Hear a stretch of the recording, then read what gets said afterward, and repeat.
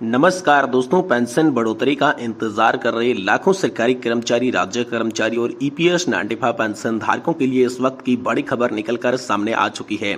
EPS 95 pension धारकों की higher pension पर बड़ी खबर है। हायर पेंशन से दोस्तों यहाँ पर जो है बैठक से बड़ी खबर निकलकर आ रही है। बिग ब्रेकिंग न्यूज निकलकर सामने आ चुकी है। ईपीएस 95 पेंशन धारकों की हायर पेंशन पर बड़ी खबर है।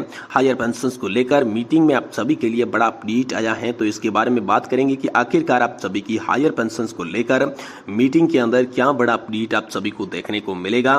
साथ ही दोस्तों बात करने वाले हैं कर्मचारियों और पेंशन धारकों के लिए एरियर, साथ ही ग्रेजुएटी पेंशन यानी कि दोस्तों पेंशन के साथ साथ पीपीओ यानी कि पेंशन पेमेंट ऑर्डर और दोस्तों कम्यूटेशन की बहाली 11 साल को लेकर आप सभी के लिए आ गई बड़ी खुशखबरी। जी हां दोस्तों, इसके बारे में बात करेंगे। आखिर पेंशन धारकों और कर्मचारियों को एरियर कैसे मिलेगा, पेंशन कितनी बढ़कर मिलेगी, कम्यूटेशन की बहाली दोस्तों 11 साल पे कैसे होगी और पेंशन पेमेंट ऑर्डर को लेकर क्या बड़ी अपडेट है, इसके बारे में भी आज की इस वीडियो के अंदर बात करेंगे।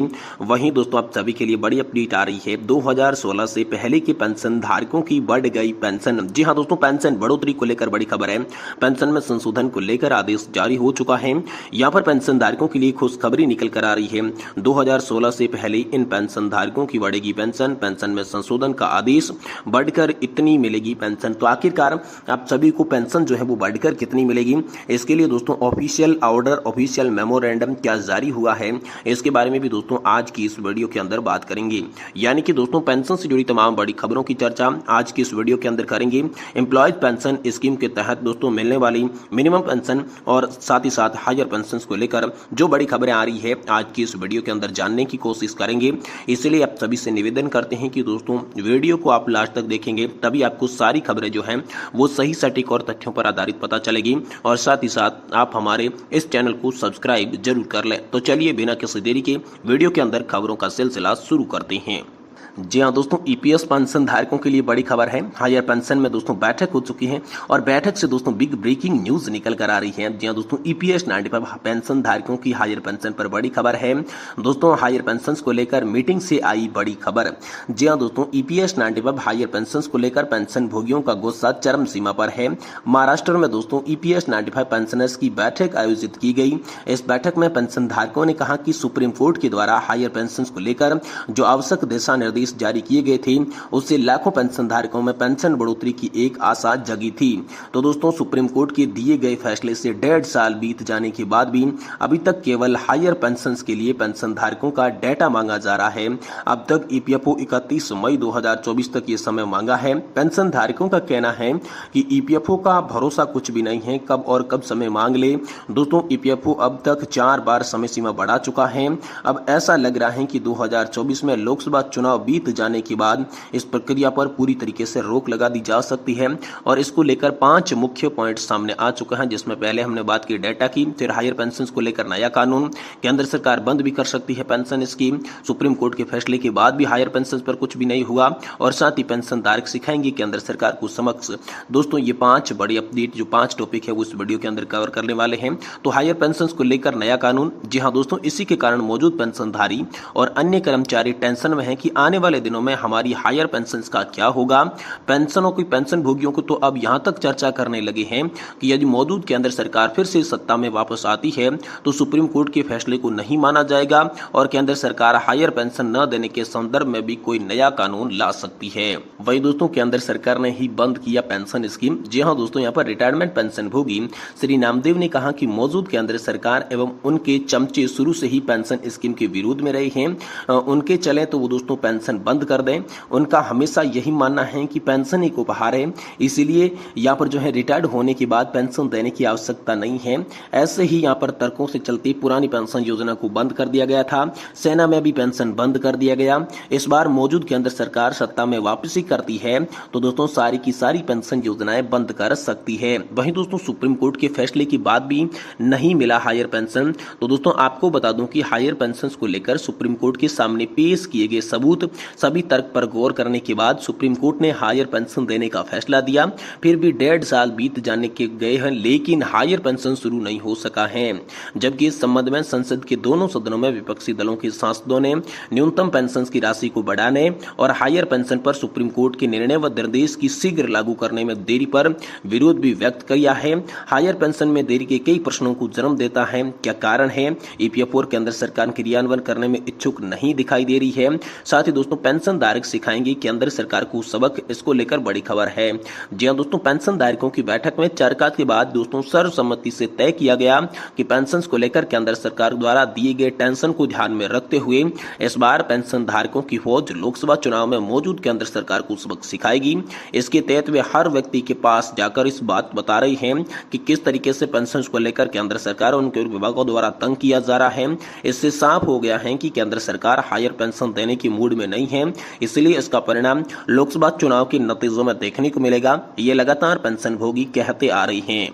वहीं दोस्तों अगली बड़ी खबर की बात करें तो कर्मचारियों और पेंशन धारकों की एरियर ग्रेजुएटी और पीपीओ कम्यूटेशन बहाली 11 साल को लेकर यहाँ पर जो है बड़ी खुशखबरी आ चुकी है। तो दोस्तों आखिरकार आप सभी की पेंशन, आप सभी का एरियर ग्रेजुएटी और पेंशन पेमेंट ऑर्डर के साथ साथ कम्यूटेशन की जो बहाली है वो 11 साल को लेकर आखिरकार क्या बड़ी खुशखबरी आई, इसके बारे में बात करें तो दोस्तों कर्मचारियों और पेंशन धारकों के लिए एरियर पेंशन को लेकर 5 बड़ी खबर आ चुकी है, जो कि हर व्यक्ति, हर कर्मचारी और पेंशन भोगी को जानना बेहद तो जरूरी है। तो चलिए हर खबर को यहाँ पर जान लेते हैं। देखिए पहला सुप्रीम कोर्ट का बड़ा फैसला। तो दोस्तों सुप्रीम कोर्ट ने हाल ही में दिए गए एक फैसले में कहा था कि सीआरपीएफ के नियम के तहत अनिवार्य सेवानिवृत्ति देना सीआरपीएफ अधिनियम 1949 के तहत बल पर अनुशासनात्मक नियंत्रण बनाए रखने के उद्देश्य से वैध है। आपको बता दूं कि दोस्तों सीआरपीएफ के हेड कांस्टेबल संतोष कुमार तिवारी के ऊपर आरोप था कि उसने अपने सहकर्मी पर हमला किया था। जांच के बाद अधिकारियों ने 16 फरवरी 2006 को उसको अनिवार्य सेवानिवृत्ति दे दी। इससे व्यथित होकर उसने विभाग में अपील दायर की, जिससे 28 जुलाई 2006 को खारिज कर दिया गया। इसके बाद ये मामला सुप्रीम कोर्ट गया था। सुप्रीम कोर्ट ने याचिकाकर्ता को दोषी ठहराते हुए अनिवार्य सेवानिवृत्ति को बरकरार रखा। सुप्रीम कोर्ट ने कहा कि यदि सरकार ऐसा नियम बनाती है जो कि दंड के रूप में अनिवार्य सेवानिवृत्ति हो तो ये नियम वैध है। साथ ही दोस्तों दूसरा था इलाहाबाद हाईकोर्ट का बड़ा फैसला। तो दोस्तों इलाहाबाद हाईकोर्ट ने महत्वपूर्ण फैसला दिया, जिसमें कोर्ट ने कहा कि ग्रेजुएटी का हक रिटायरमेंट की उम्र पर नहीं बल्कि सेवा काल के आधार पर तय होता है। तो आखिरकार इसका पूरा मामला क्या है, चलिए आपको बताते हैं।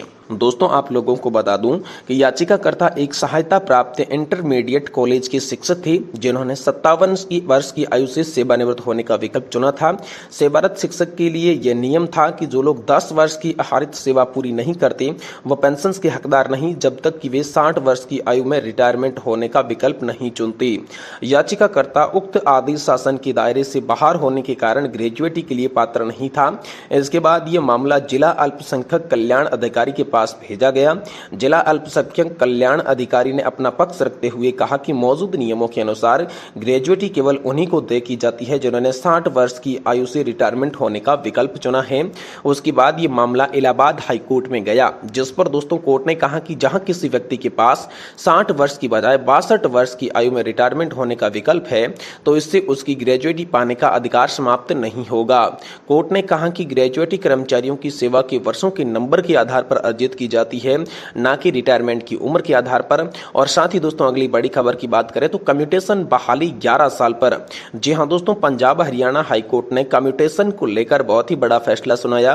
कोर्ट ने राम स्वरूप जिंदल के मामले में सुनवाई करते हुए कहा कि कम्यूटेशन की बहाली की अवधि 15 साल से घटाकर 11 साल होनी चाहिए, क्योंकि 2006 से ब्याज दर में गिरावट आ रही है, जो कि 2010 में 8% थी, वर्तमान में 7% के आसपास है। इस प्रकार की गणना किए जाए तो कम्यूटेशन की वसूली 10 साल 8 महीने में हो जाती है। इसलिए कम्यूटेशन की बहाली 15 साल से घटाकर 11 साल किया जाए। और इस प्रकार पंजाब हरियाणा हाईकोर्ट ने भविष्य में वसूली पर रोक लगाने के भी आदेश पारित कर दिए थे। साथ ही दोस्तों अगली बड़ी खबर की बात करें तो दोस्तों पेंशन भोगियों अपने पीपीओ में करवाए सुधार। जी हां दोस्तों, अगर आप पेंशन भोगी है तो अपने पीपीओ को चेक कर अगर कुछ गड़बड़ी है तो सुधरवा सकते हैं। गलती होने के कारण गलत पेंशन मिल सकती है। इस तरह का केस सामने आया, जिसमें इस पेंशन भोगी को 1,70,000 रुपए का नकद रूप में भुगतान किया गया। काफी संघर्ष के बाद पेंशन अदालत के माध्यम से उनको एरियर का भुगतान पाया। दोस्तों आपको बता दूं कि रामलाल केसरवानी 28 फरवरी 2021 को सेना से रिटायर्ड हुए थे। पीपीएफ में गलत प्रविष्टि के कारण गलत पेंशन मिली। हालांकि उनका पीपीएफ में रिजर्व नहीं किया गया था, लेकिन तारीख गलत प्रविष्ट करने के कारण 21 महीने का बकाया भुगतान नहीं किया गया। इस प्रकार से अगर आपकी भी पीपीएफ में कुछ गड़बड़ी है तो दोस्तों आप जल्द से जल्द इसे सुधरवा लें।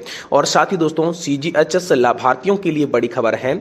लोकसभा चुनाव की समाप्ति के बाद पेंशन भोगी यहाँ पर जो है जून में सीजीएचएस के अतिरिक्त निदेशक के चैम्बर का घेराव करेंगे। पेंशन भोगी संगठनों की मीटिंग रांची जीपीओ पंगांग में हुई और पेंशन भोगियों ने तय किया कि दोस्तों जून में सीजीएचएस के बाहर अतिरिक्त निदेशक के चैम्बर का घेराव किया जाएगा। पेंशन धारकों की बहुत सारी समस्याओं का समाधान अभी तक नहीं किया गया है। साथ ही दोस्तों सीजीएचसी वर्ल्ड फेयर सेंटर में यहाँ पर जो है उनकी कोई सुनवाई नहीं हुई है। मेडिकल बिल लंबित है। इन मुद्दों को लेकर जून में दोस्तों सीजीएचएस के अतिरिक्त निदेशक के चैम्बर का घेराव किया जाएगा। ये दोस्तों हाल फिलहाल में आप सभी के लिए बड़ी खबर निकलकर सामने आ चुकी है।